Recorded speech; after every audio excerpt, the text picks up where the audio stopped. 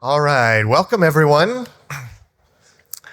Welcome back for this special time. I'm really glad that you've chosen to stay with us. I want to make sure we have plenty of time to hear from our travelers. So let me just say a couple words of introduction, and then our group from Guatemala will be first to share.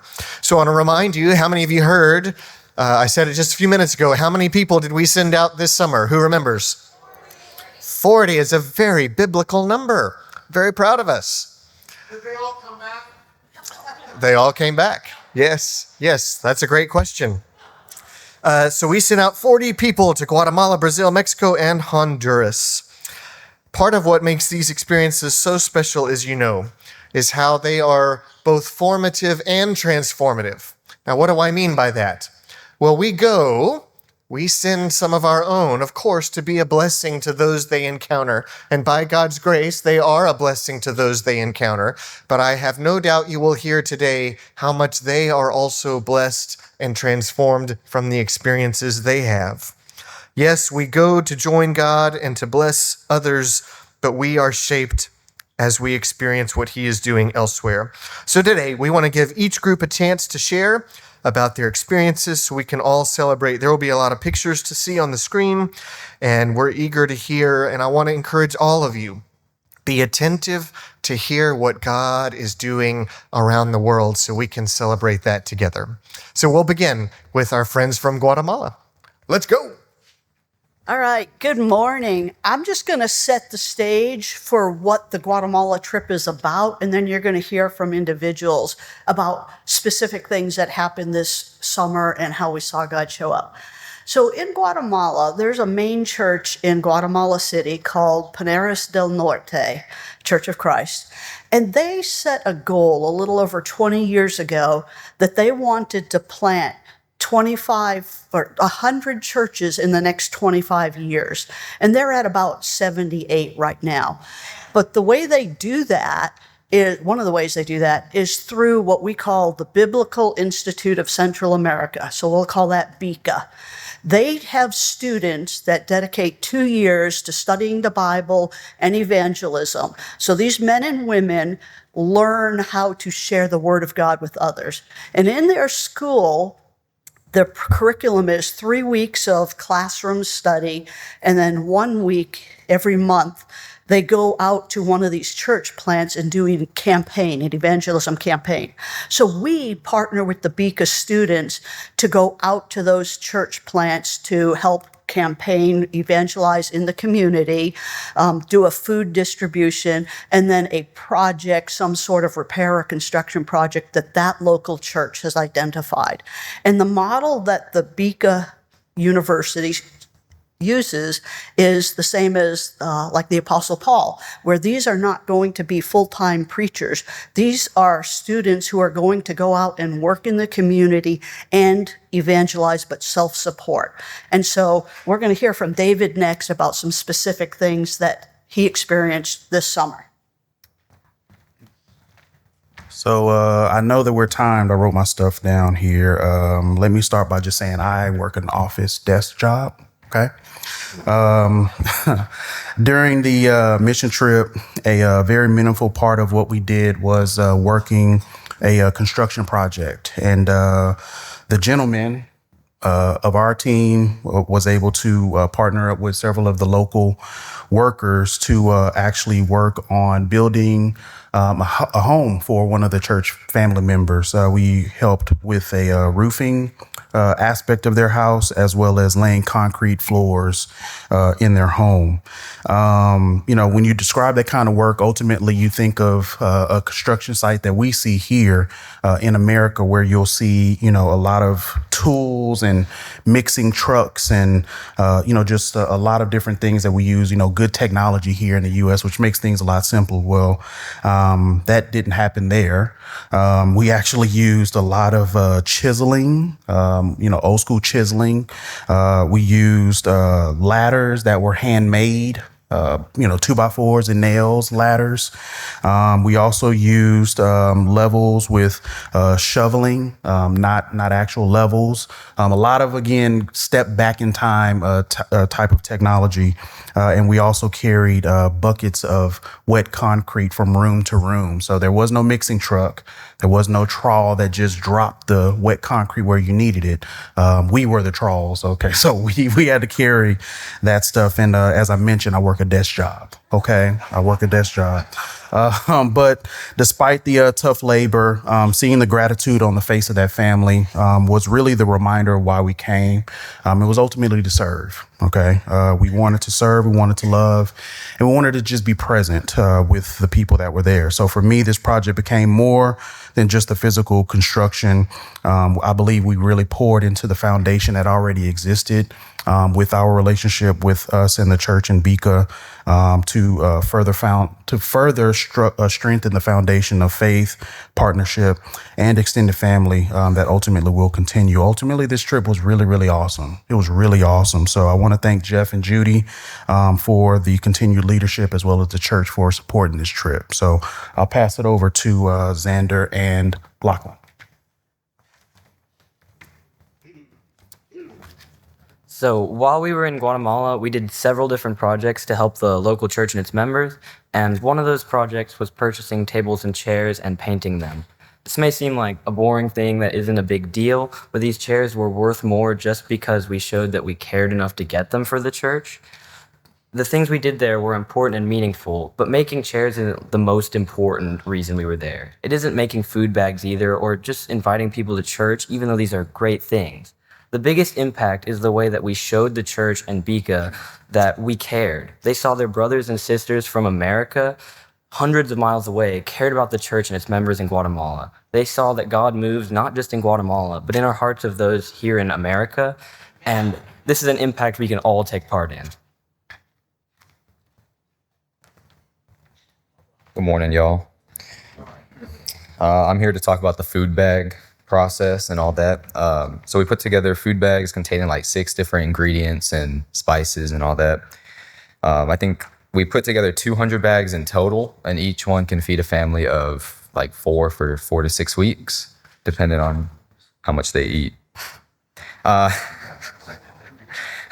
Unfortunately, we didn't get the opportunity to actually distribute the bags. During and after our departure, there was a church there in Guatemala that held campaign nights from the evangelism where the bags were distributed. But this trip, it served as a powerful reminder that service isn't about visible results, but the trust that the seeds you plant will meet people's needs. I think Guatemala was a beautiful place and experience, and I came home encouraged by the reminder that showing love and care doesn't require recognition, it just requires willingness.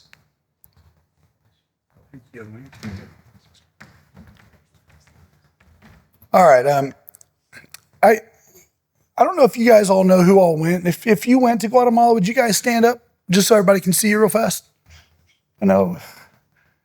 So this is part of the group, and then I think we're missing the Wilshires, Megan's parents, and then we're missing Tammy Powell as well. Jana, were you out there? I didn't see Jana. So there's 14 of us, right? And so first of all, thank you as a church for, I do see the problem whenever I talk about the lights. This is crazy. Anyway, thank you as a church for supporting this trip, because you guys definitely, the funding that went into this helped make this happen. Whenever I walked in this morning, this isn't what I was going to say, but Riley Hill, bless me, we walked in this morning. She held her hand up and held my hand walking in, and it reminded me of a communion talk that her dad gave about 2 years ago. Justin came up here and talked about communion, and he talked all about hands. And it was beautiful. It just left me this lasting imagery that I actually later stole and used for a communion talk in Guatemala. But he talked about all the ways that Jesus used his hands to bless people, to heal people. The woman that reached out to Jesus' cloak, whenever Jesus pulled Peter from the water, all these different ways, up to the point of Jesus' hands being nailed on the cross. And it helped me think about what are ways that I use my hands for good or for bad, and is it the way that God wants me to use my hands? And then that kind of led into a new thought. I know with missions, international missions, domestic work, a lot of us, I think we tend, there seems to be sometimes in our minds a conflict. Are we doing domestic work or are we doing international work? Like one hand serves one hand serves the other. And I think that you'll see between all these four groups, and all the 40 people that have been, I don't think any of them work that way, where one hand serves domestically and the other hand serves internationally. I think if you look at those people, all of them are clinging on to God with one hand. And they're saying, like, you hold me, you sustain me. Hey, you know what? I got this free hand. What can I do with it? And I can reach out to the homeless people through loaves and fishes, or I can reach out to, foster kiddos, or I can help feed 200 families with these bags that we produce in Guatemala, or I can use this hand to build a home for Yulissa and Adine. All these things, we can use our hand to wrap around, hold hands or embrace our brothers and sisters with Bika that have dedicated themselves to evangelism and to spreading God's word. It's not always that they need us. I was thinking this morning, Brother Chris stood up here with his son, Rowan. Rowan didn't need him. He's a fine young man, can read well, he can present himself well, but sometimes it's just nice to have somebody that loves you, that you trust, to be there for you. And that's kind of what we're there for with the Bika students, with the churches in Guatemala, is to let them know we're here for you, we love you, we're part of a greater effort together. And I think that's kind of the point I want to get across to you, is if you've decided to make that decision to cling on to God and hold him, let him sustain you, and now all of a sudden you're not doing any of the work, it's just going through you, and you have an extra hand, and you want to, if you're skilled with the hammer, great. If you're not, and you just want to put your hand around somebody and love on them and hug them and let them know that they're not in this fight alone, then I think all of these groups can definitely use you. And so of the people that stood up, if you've got further questions, please reach out to us, talk to us. And then once again, thank you, church, for supporting these efforts. It's because of you that 200 families were fed, a home was built, and lots of committed Christians, evangelists, brothers, and sisters were encouraged. So thank you. Thank you all very much. The next trip that we're going to hear about is Brazil. So I'll invite Jill Hill to join me here on the stage. Good morning. So actually, before I get started in sharing what we did on our trip this summer, I would like to kind of just give a brief history and recap of how Familia in Cristo has arrived where they are now, and kind of where they're headed. So the early years of our mission, we were focused on cultural adaptation and learning Portuguese. And then we launched home-based Bible studies. And then just as we were getting ready to kind of start a whole group, a big group church, I guessed it, the pandemic hit. And it shut everything down. So we basically had to kind of start all over again. And it actually ended up being a blessing in retrospect, because it had us look at what the real focus needed to be, and that was on individual relationships with God. And so as we kind of revamped and kind of did a new thing during the pandemic, we then eventually were able to launch the big group at Familia in Cristo. And we saw that earlier focus of individual relationships with God kind of set the tone for the church as we got started, and it just started to create a family together. The church continued to grow through different outreach efforts. And then we kind of realized there also needed to be a more structured individual discipleship path to kind of, for people to understand where they're going and how to get there. And so that led to year-long discipleship groups guided by Discipleship Essentials. That material was good, but then we realized it was more Bible knowledge and external application focused, and it was kind of lacking a key to true growth. So that's when we came across Pete Scazzero's material, Emotionally Healthy Spirituality. And that just provided the missing part. The assertion that spiritual growth cannot happen outside of emotional maturity.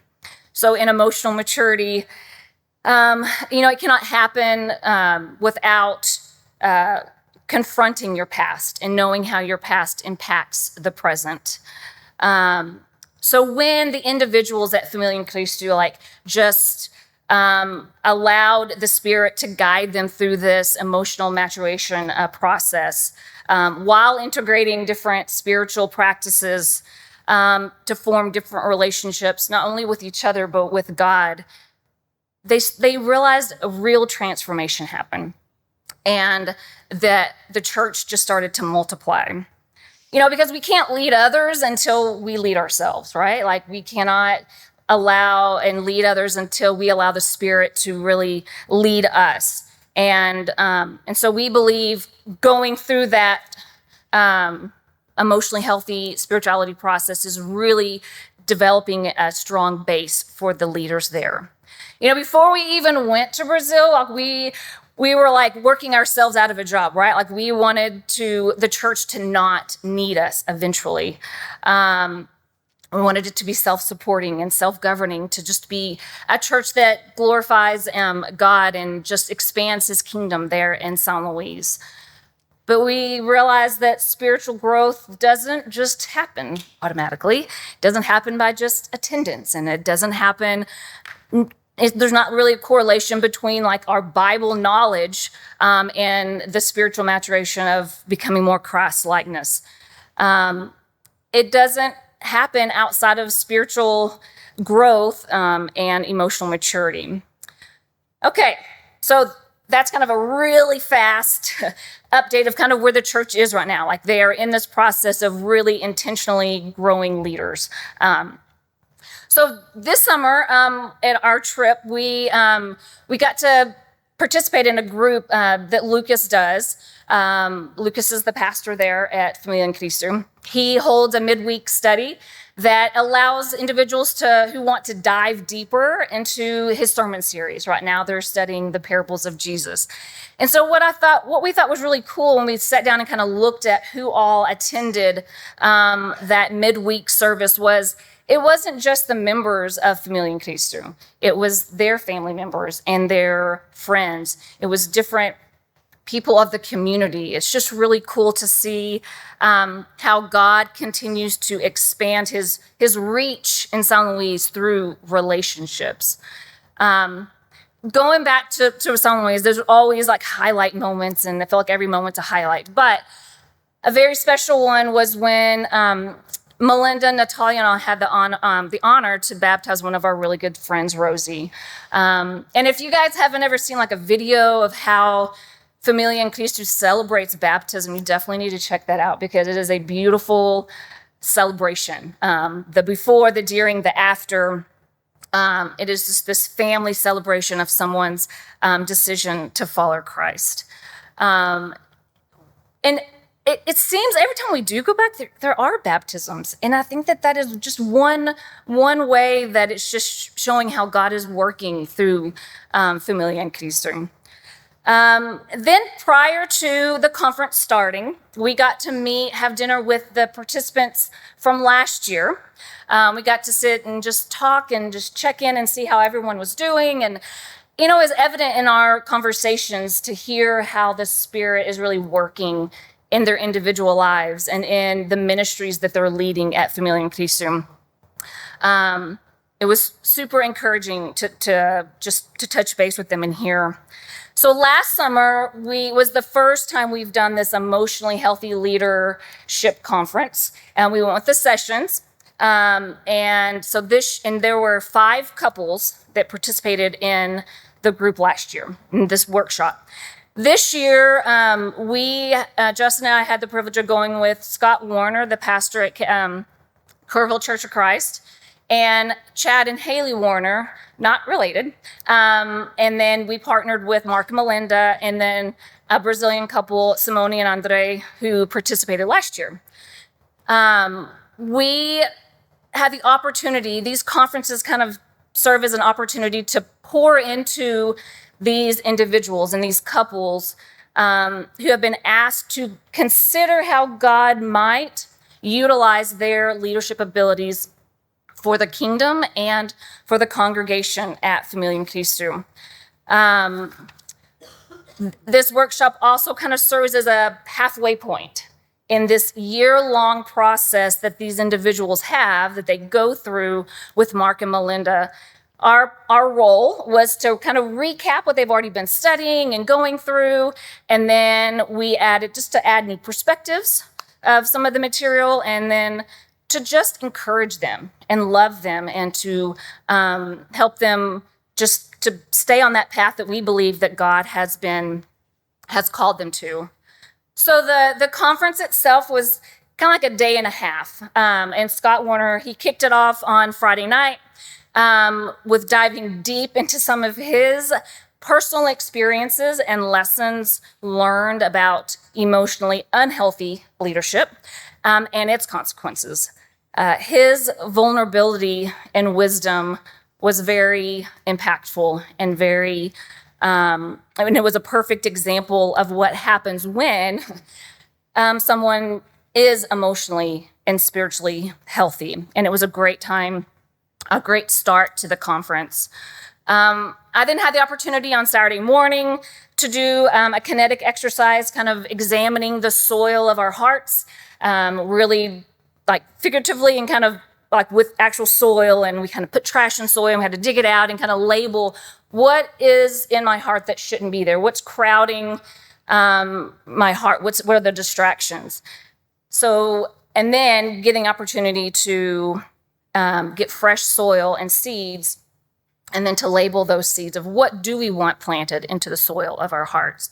And it's been really cool to receive pictures of some of the plants that have grown from them actually nurturing and taking care of their plant, which to me is a reflection of these individuals that are also tending to the soil of their heart.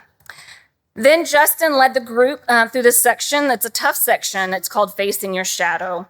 It is a very hard part of that book, but it's also very relieving, revealing, and it's vital. And he did this through putting the individuals through case studies and just working through real consequences of what happens when someone is unaware of the shadows that are guiding them unconsciously. It's very powerful.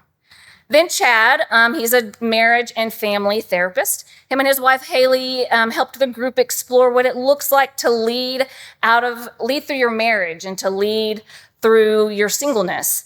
And how that affects your witness and how it affects how you lead in the church. And they also were able to give really great practical tools on how just to strengthen just relationships in general.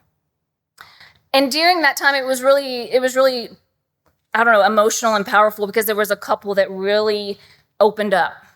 And we feel like that this moment was really going to be something that's looked back on and kind of is a turning point maybe for not only for that couple, but for maybe that group as a whole. Then Andre and Simone concluded the workshop on Saturday night through a process of establishing a rule of life. Sounds fun. It's pretty much like looking at our crazy busy schedules and like kind of figuring out what is necessary, what can I weed out, what is a priority, and really figuring out how to be intentional with our time, our day, and being intentional in making sure that we are spending time with our Father. And of course, anytime you're in Brazil, you're gonna eat good food, you're gonna have lots of laughs and games, you're gonna have tears, you're gonna share deeply. You're gonna live life to the fullest. I was not expecting this. So anyway, what I've kind of shared, the journey of the first. Sorry. It's all right. The journey of this first 5 years of Familiam Christi, this does not happen without the daily outpouring and fully committed investment of Mark and Melinda and Jude, and the dedication and love that Lucas and Natalia pour into the church. They are faithful servants of our God. And this work is hard. It's hard work, but it is so rewarding. It is draining work. It will drain you out of any bits and parts of your being. You will be drained, but it also is life. It's the life abundant work. And I just hope that, I know this is so fast to be able to share, but I hope that you cannot just see the amazing things that God is doing at Familia in Cristo. If you are not already following them on Instagram, I strongly encourage you to do that. They are so good at keeping that up to date, and you can see all the activities that's going on. And then also, Mark and Melinda send out a quarterly newsletter. It's a Sway Microsoft, so it can include videos and pictures. It's very interactive. So if you're not on that email list, let me know. Would love to get you on that list to receive that. So right now in 2026, there's not a trip planned. As y'all probably know, is from the history, like trips to San Luis have been different than all the other mission trips because it's not a short-term mission, it's a long-term mission. And since the beginning, we had decided that whenever groups do come, they need to come with purpose, something that is either meeting a specific need for Familia in Cristo, that is able to be accomplished through us English-speaking Americans, or something that maybe the church there isn't able to do yet.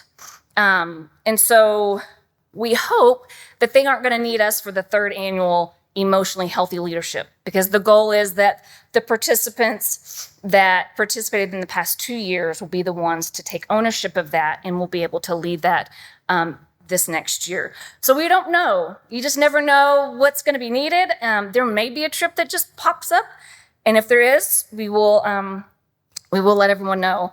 But I do know that our God has and is and will continue to do beautiful and powerful, amazing things to expand his kingdom in San Luis. Thank you, Jill. I especially celebrate how intentional the Dyes and Lucas and the Hills are to equip and train leaders who will equip and train leaders, and disciples who will train disciples who will train disciples. It's such wisdom and such great intentionality. Okay, we've done 2 groups. We have 2 more. So the next group we're going to hear from is our group that went to Mexico. So Wayne, come on up as we begin hearing from this group, please. Good morning. I'm going to invite my team to have a seat in these stools that were so kindly and strategically placed so that we can all be front and center. The only one wearing. And that was Jill, that was a tough act to follow. But I really appreciate the passion from the Guatemala team and the Brazil team, because it's awesome. And that's kind of how we feel about Mexico. So I don't know why I write myself notes, because I usually go off script and it's a complete waste of my time. But Ciudad de Angeles is a children's home that I've personally been involved with for 11 years now. I started in 2015. The mission itself started in 2003 from a couple of families that saw a children homeless problem on the streets of Cozumel, which I'm sure many of y'all have been and visited before. So what started as a vacation turned into quickly a mission opportunity, and just passion in that in itself to make a change. So about 23 years ago is when that started. Ciudad de Angeles is what we see today and what we've been serving on to. So again, I'm not going to pay any attention to these notes. So I'm going to share with you a story that I have shared many, many times. So I'm sure there's at least one person here that's not heard this story. But for me in 2015 was when I started, and this is all the thanks and praise to my daughter who wanted to go. She was 6 at the time. She was 6 at the time. She wanted to go to a place to where she could be with children that did not have what she had. And she just wanted to play with them, just love them. So we went to Mexico. It was just her and I fought it. didn't want to go. I don't want to go to Mexico. I've heard a lot of stories about it. It's just not a place I want to be. It's hot in June. Right? Everything was about me and why I didn't want to go. The night before, I was eating, broke a tooth. I was so excited about that. Great, I broke a tooth and I'm not going to be able to go. God is something else, I'll tell you that. Because across from me at the dinner table happened to be Tammy Ward, who was my hygienist, my dental hygienist. And she's like, "I will just give you some Tylenol. You should be good to go." So there you go. So I went. Yeah, what are the odds of that? So we went, and we get on the ground, and we're doing our thing. And almost the last day, I think it was Thursday. We left on Saturday. It was Thursday, and it's me and a bunch of our women and children outside. We're painting this wall that's around the campus. And I'm standing there and I see this guy on a bicycle, and what caught my eye was he had these really dark sunglasses on, and he was kind of creepy looking, and he had this bicycle with no tires, and he's riding on a dirt road with just the rims of his bicycle, and he's kind of going back and forth. So I go in sheepdog mode, right? So I'm standing there kind of doing this, and I want him to know that I see him, because I'm pretty sure he's up to no good, because again, we're in Mexico, and that's just kind of the way my mind works. And he ends up leaving. So I'm like, all right, good. We're all good. Well, a few minutes later, he comes back, and I'm like, here we go. Okay. Well, he ends up motioning me over. And again, this is a reminder of just how God works. So he motions me over, and he says in Spanish, which I catch every other word, he says, "I just want to thank you for what you and your team are doing." He said, there are two types of Americans. They're the Americans that come here and they get drunk and they do drugs and they do whatever they want to with our women. He said, and then there's your kind who come, and he said, thanks, Jill. He said, you make my community better. So if you don't think God has a plan for you, if you don't think God puts you in places that you don't always want to be, then just wait, because I didn't want to be there, but he made me realize this is exactly where I want to be. So 11 years later, here we are still leading this team. I'm on the board of Ciudad. So yeah, this is exactly where I'm going to be. So with that, Rusty.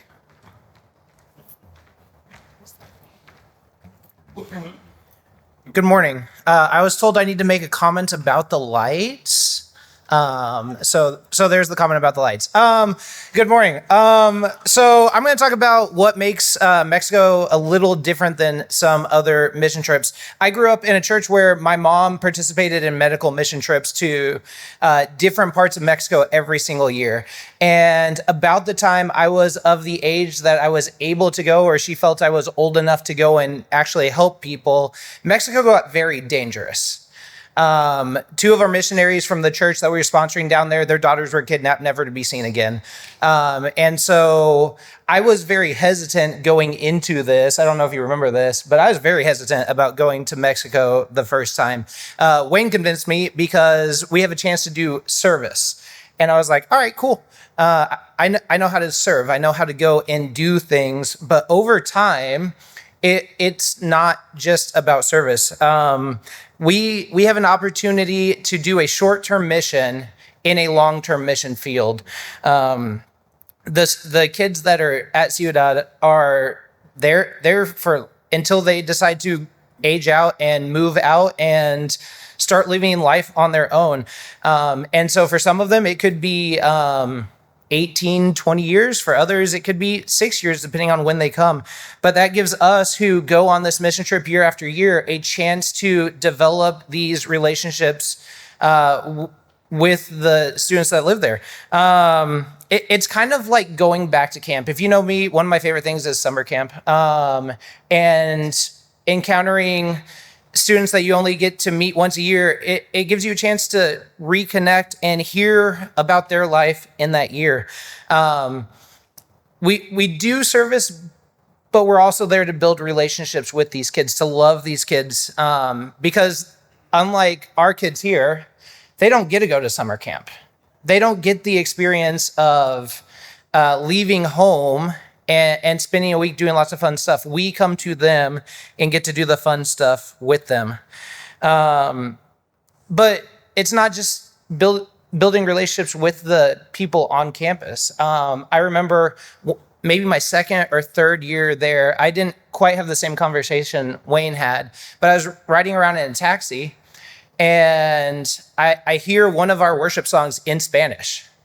And I asked the driver to turn it up, and she's like, "You know this song?" And I was like, "Yeah, this is one of the songs we sing in church." And that led to a conversation about, you're not just here doing the tourist thing. And I was like, "No, we're here working at Ciudad on the backside of the island."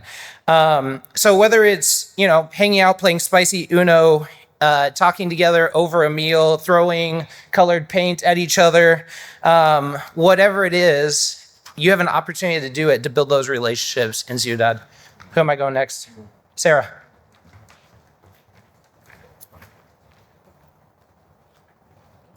So this year, we partnered with another group. Our two groups kind of combined. And if you know me, I work with kids, so I'm always with kids, and I love it. This year, we were helping with a VBS for the kids on campus. And I was with the little littles, and it was chaos. But it was a good kind of chaos. It was somewhat like, but nothing like the VBS we have here. Take what we do here and smush it to like half the time. But the kids were so excited, the activities we did, and just getting to further deepen those relationships, but also get to see the love of God through them in the VBS activities, and then see them interact with their community as well was very encouraging. I told you.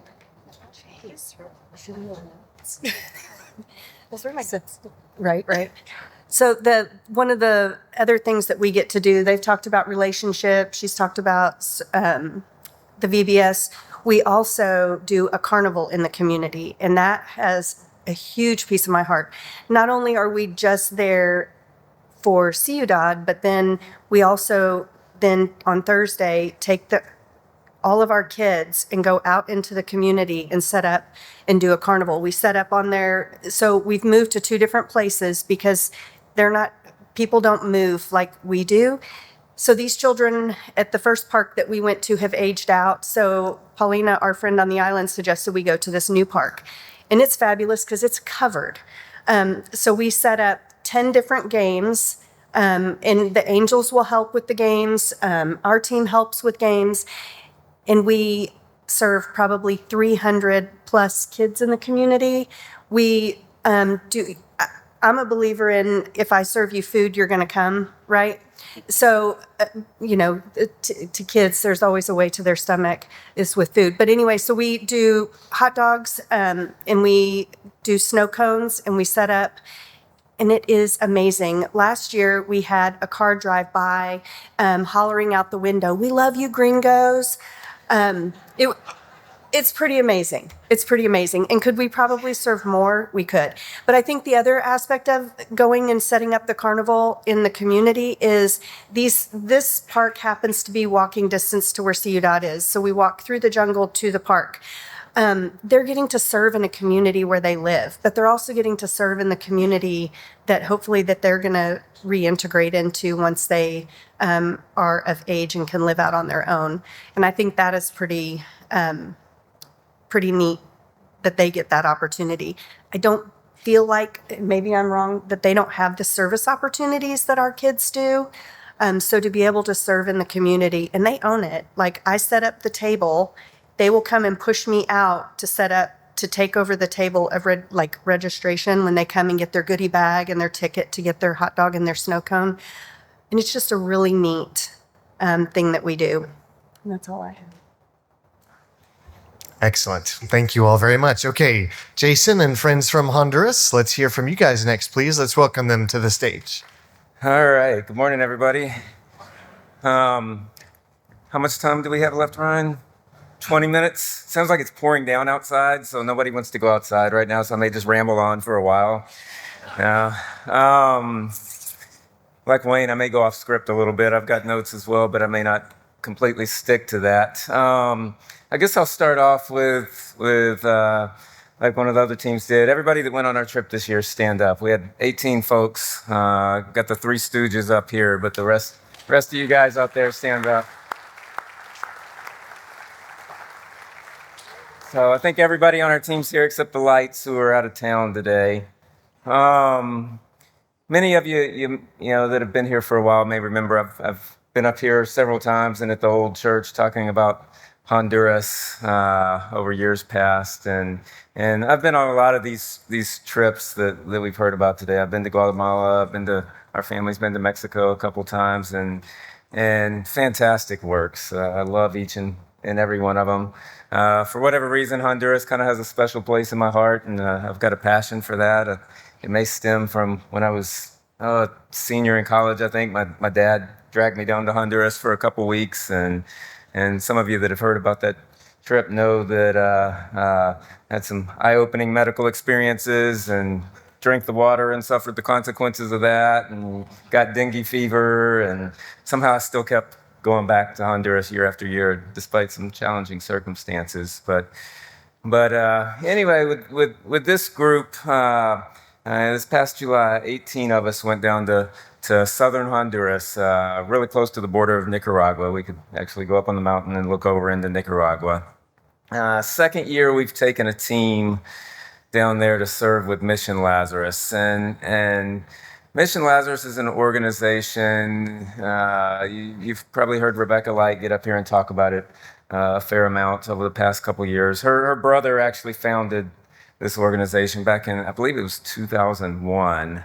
Jared Brown's his name, and really one of the most well-organized, amazing mission organizations I've worked with, having worked with quite a few. Sometimes our group may vouch that when you get down there in country and you get on Honduran time, not everything really seems that organized, but their permanent footprint and what they do is just amazing. And over the past, I guess, 24 years, it's really phenomenal how they've grown and done a lot of different things. So Mission Lazarus is located on a 1,400-acre ranch. And so this morning I want to kind of focus partly on what Mission Lazarus does, but also what our team did and how we integrate with that as well. In John chapter 10, Jesus is speaking about how he's the good shepherd. And at the end of verse 10, he says, I came that they may have life and have it abundantly. I want to focus on that word abundantly. The mission statement for Mission Lazarus says, that their goal is to cultivate dignity and purpose so that individuals can live abundant lives now and for eternity. And I'm going to read a few statements from their website, from the Mission Lazarus website. Our focus is on the whole person. Our time and resources are invested in 4 core aspects that provide a place for that abundant life that Jesus mentioned in John 10, verse 10. We support spiritual growth, that's number 1, in the communities we serve by meeting people where they are and building deep relationships. We help communities thrive physically, that's number 2, through continual health education and ongoing medical care. We support active learning through education programs focused on serving communities without access to other education opportunities. And we ensure that our employees earn sustainable incomes through numerous business endeavors. So spiritual growth, thriving physically, active learning, and sustainable incomes are really kind of the 4 pillars of what Mission Lazarus does. And so I want to talk about how we were involved in each of those 4 pillars there. So thriving physically. So Mission Lazarus, first off, has clinics there on their campus that focus on providing free or low-cost medical and dental care to impoverished people in the region. Just last year, they treated 6,000 patients in those clinics. We don't work with them that closely. As many of you know, I'm a physician, and I would love to get involved with what they do. Just got to work on my Spanish a little bit more first before I can really be effective and contribute. Where we get involved a little bit more is with latrine building, which really helps to benefit physical health as well. We're helping families out that live in remote mountain communities that may have never had a toilet before in their life. I think on a video presentation last year, Meredith talked about a lady that we built a latrine for that was somewhere between 80 and 90 years old. She didn't really remember how old she is. She didn't know when she was born, but she never had a toilet her entire life. And so a lot of these communities, they don't have running water, they may not have electricity, and these are really primitive latrines. You can see pictures of them on the screen up there. And so, all right, I'm gonna let the three amigos chime in here a little bit. Keegan's gonna tell us a little bit more about the latrine building process. So first off, Keegan, paint the picture. When we're going to these villages, what's it like to get there? How do we get there? Okay, so the first thing we do is we get packed into these trucks and we drive around 1 to 2 hours to get to the location, and go on long mountainous roads, really rocky, really bumpy. And sometimes we'll get stopped by some 5-year-old kid that's herding cattle, which is surprising to see. And then if you're lucky, you'll get a truck that has Bluetooth and then sometimes lets you play music on the truck. So the boys here always made sure they were in that truck with one of the Honduran drivers that they couldn't communicate with, but something about, I don't know, I'm not even sure they really like music that much, but somehow they bonded over that. So, all right, so we drive a couple hours to get to where we're going, into these small communities, and then we're there to build the latrines. Keegan, tell us about the families and what their role in this is that we're building these latrines for. So long before we get there, they they dig a 16-foot hole for the latrine. Sometimes it's like one person that digs it. Sometimes it's the whole family. Sometimes the village helps out too. And then sometimes they'll help us carry all the stuff out to the latrine, like getting it out of the trucks. And then oftentimes they'll help us with the concrete and building other things that go along with it. The families are invested in this. This isn't just showing up and doing all the work. They have a role in this, and when they get the hole dug, then we come out and finish the job and partner with them. So, all right, so paint the picture of what it looks like for building these latrines. I know there's been pictures up there, but describe the process for me. So we get all the stuff out of the truck. It's a really heavy concrete slab and a whole bunch of metal frames that end up building the actual like house part of it. And we carry the slab and concrete it to the hole. And then we, at that time, we're also building the structure that goes along with it. We got to like screw all the frame together and stuff. And then we put the frame onto the concrete slab, fasten that down, then put a door on it. And we've also put a toilet onto a hole that's in the concrete. So then the whole thing's built. Yeah, and so this is, as David talked about earlier with Guatemala, a lot of this is pretty primitive work. We're not bolting toilets down into the foundation or anything like that. We're taking concrete and mortar and piling it up, and that's securing the toilet in place. And sometimes you don't always have what you need. Sometimes you've got a drainage pipe that they don't match up. They weren't the right size, and we've got to rig it up. It's challenging but rewarding work. So, Keegan, how do we finish it up? What do we do when we finish up building the latrine? When we finish it up, we usually pray over the family, and sometimes if we're lucky, they'll give us Coke too. So it's pretty nice. That's one thing. A lot of families bring out cold Coca-Cola for us, and it's really refreshing at the end of the day. But that Coke may have cost them, I don't know, a couple days' salary. Some of them will make tamales for us. They like to show how grateful they are for what we've done in the small ways that they can. So, all right, anything else to share about latrines, or did we cover it all there? That's it? All right. All right, so that was pillar number one, health. And latrine building is the biggest part of what we do. I can't remember if I said this already, but we built 15 latrines over the course of 3 days.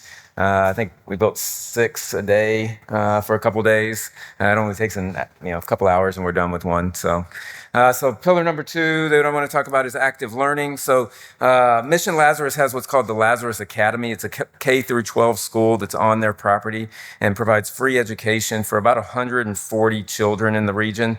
These kids may walk 2 hours to get to school. And even some other kids in the area that do have financial means actually pay to come to the school because it's so good, but it's designed for free education for the kids, for these kids that may otherwise not be able to obtain an education. They may be, at I don't know, 5th grade out of school and helping work to support their family. So we did a little bit of work with these kids in a couple of different ways. Let's see, Liam, are you the one up on this? Yeah. So, all right. So first, let's talk about the English classes we worked with. Tell everybody what we did with the English classes. We started it off with a game where they come up to you and they ask like, in English, they ask you like, do you have a sister? Do you have brothers? And you're supposed to write down your name. After that, Miss Light talked to them about playing Guess Who, which was a struggle for me because they decided to play it in Spanish instead of English most of the time. So I just sat there and listened, and I think that was really it. All we did in English class. Yeah, so we worked. They've got a great curriculum. They've got an English class. Last year, Meredith did a lot of work with them, and this year we crowded our whole team into the classroom and would play games. And some of the kids are really good at English, and some of them not so much. And so there's definitely some challenges there. But it lets them, and there's some pictures up right now of it. It really lets them hear native English speakers speaking, as opposed to someone teaching their class that English is their second language. So, all right. So we also spent some time outdoors with the kids doing some athletic activities. Liam, tell us about that.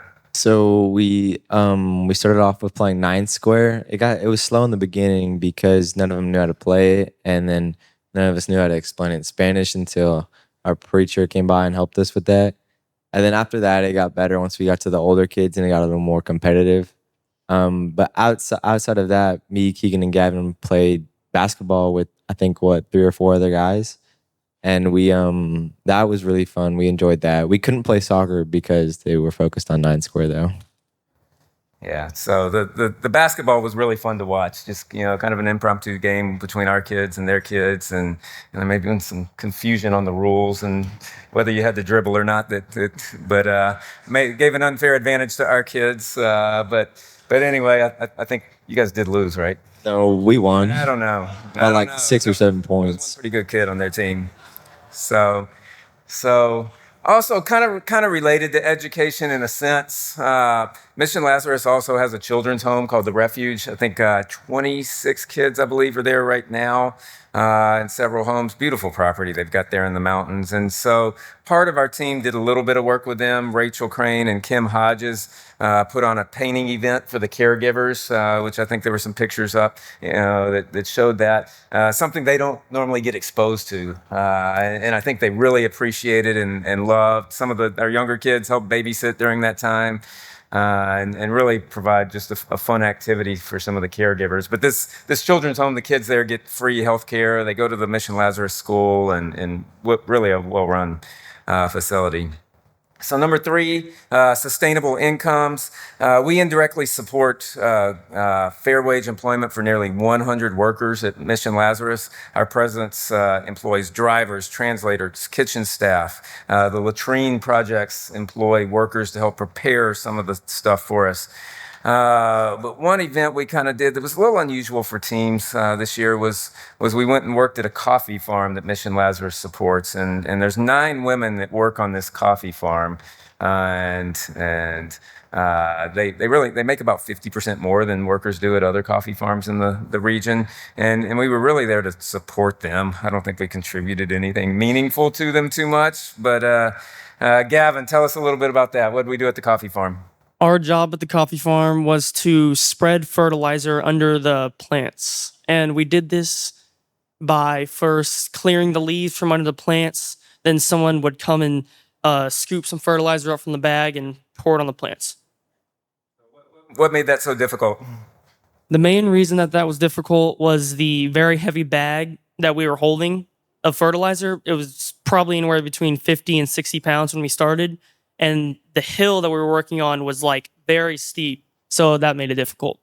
Yeah, so and these we worked for half a day, and these women go out there and do that all day, every day. Very, very difficult labor. We were wiped out. Some of our group, I think, loved it. Others, maybe not so much. It was pretty hard work, but I think they really appreciated it. We didn't really provide any true help for them, but it just encouraged them that we were working alongside them. So lastly, and I'll wrap up here, spiritual growth. Of course, that's the most important thing going on down there. And we're not necessarily out door knocking and preaching or doing anything like that, but our presence, as some of the other groups have talked about, allows some of that spiritual growth to occur. Mission Lazarus staff works with 13 churches in the mountains. Each day starts off with a Devo at our facility. Ben and Travis provided those Devos one morning for the staff. Troy stepped up and gave a Devo for the coffee farm staff as well. But we enable the outreach that occurs there. Last year, the pastors and ministers performed 30 baptisms, hosted over 200 personal Bible studies and seminars. They go out and identify these children that may need to come to the school. They identify who needs latrines, and they build those permanent relationships that continue on long after we leave. And I was going to talk about one of the pastors that we work with and his amazing story of being an illegal immigrant to the U.S. and spending time in prison and finding God and getting back down there and just being an awesome Christian. But I think for the sake of time, I'll cut that part out. So, but anyway, as the other teams have said, I really want to thank you guys for your support. This was a team of 18 folks. 40 total on all these teams, but really this was an entire congregational team. Each one of you financially supported us, prayed, partnered with us in different ways, and so I really appreciate everything that each one of you does to contribute to God's work in all of these countries. So, thank you. Thank you, guys. I'm just going to mention a couple more things and then we'll be done for our time together today. First of all, I want you to imagine just for a moment that you have been tasked to lead a group of people on an international trip. And I want you to feel the weight of that responsibility. And I want us to take a moment to acknowledge and give thanks to those who organize these trips and do all these logistics and details for these. So let's thank Jason and Rebecca and Justin and Jill and Jeff Williams and Judy and Wayne and Aaron.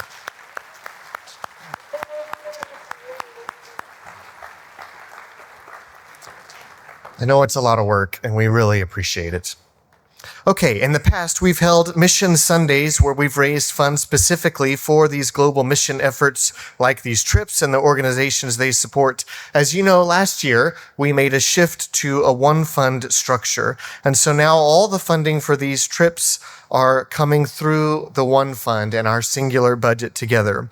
Specifically this year, for Guatemala, Honduras, and Mexico, all of their working funds and some of their travel funds were provided through your generosity to one fund. So we thank you for that. And I want to encourage all of you, please, we want to continue funding these trips. So we hope that you will continue to give generously to one fund in support of these experiences.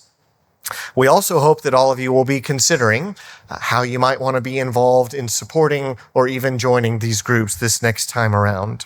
So clearly, a lot of these group participants are here today. One last time, if you were on one of these trips, would you please stand so that we can know where you are in the room? Because as we finish today, you might want to catch one of these people.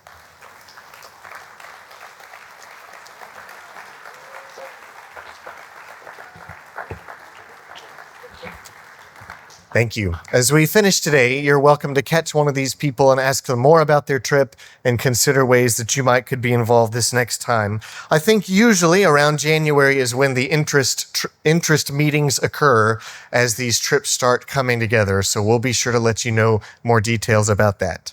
Okay, I want to close this in prayer. Let's all stand together, please.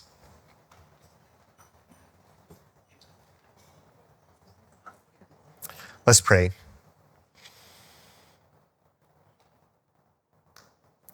Father, with all these images in mind, we want to take a moment and pray for the people of the Bica School in Guatemala and for the community they serve and the ways that they send church planters all around. We want to pray for Familia in Christu, for the Dyes and for Lucas and Natalia, for all the leaders that they're training now who will be leading this church family into your future, Father. We pray for them.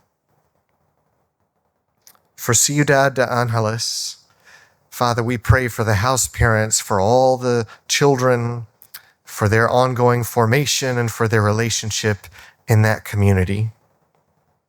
And we pray for Mission Lazarus, for those children, for those teachers, for all the staff, for the coffee farmers, for all the different ways that they are blessing and improving that community in your name. Father, we pray for them now with one heart and with one voice.